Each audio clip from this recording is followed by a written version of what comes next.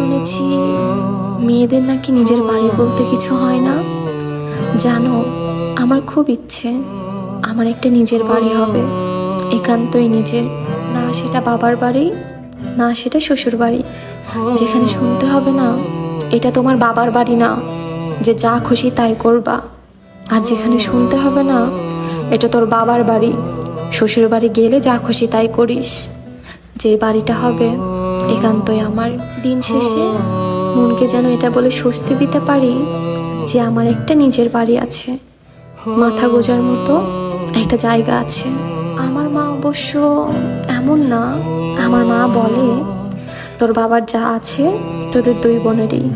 কিন্তু বাবার বাসা কি আর নিজের বাসা হয়? যেই শান্তিটা নিজের বাড়িতে আছে সেটা কি আর কোথাও পাওয়া যায়? একটা জিনিস খেয়াল করে দেখেছো, তোমাদের বাড়ি যেমনই হোক, ভাঙা হোক বা যেমনই, তোমরা নিজের বাসার মতো